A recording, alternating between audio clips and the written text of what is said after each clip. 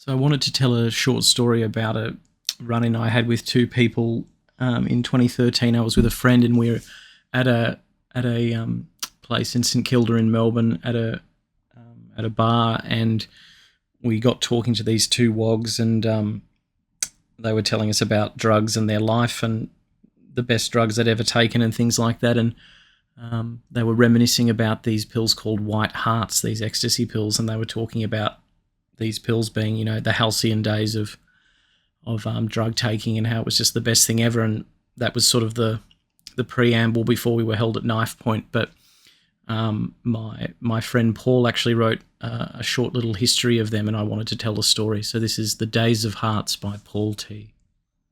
Two wogs in their 50s walk out of a Melbourne prison into the blinding sunlight.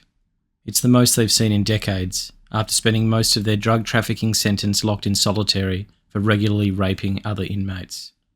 Bro, do you? Yeah, bro. I remember the days. They walk down the long and lonesome road into the nearest town. The one rundown pub stands desolate and forlorn. Loud, rambunctious voices ring out from within. The wogs turn to each other and nod.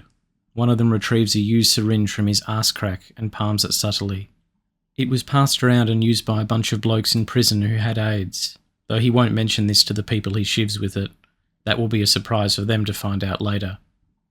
They walk towards the pub with the plan to find a dealer to rob. They push open the doors and step into the fetid air inside, to only be met with disappointment. The old boys inside are burnt-out alcoholics, destitute and desperate only for the drink. They'll have to find the youth of the town to source some meth.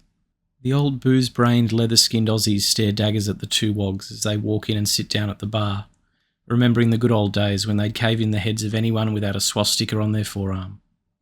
The wogs ordered ouzos and clinked their glasses, tasting the first booze they hadn't distilled in a toilet in over 20 years. They order two more. The bartender dips his cock in the glasses before serving them. They raise their glasses as images of the three cousins they lost in prison briefly flash into their minds. The brutal scene of finding their bodies would never leave them. To Christos, Giorgio, and Georgie, they declare in unison. The naked, bloodied bodies would never be forgotten. The autopsy later revealed the three men had been raped and killed each other in a frenzy. A surplus of pills with the imprint of skulls were found stashed around the cell. Long gone were the days of Hearts.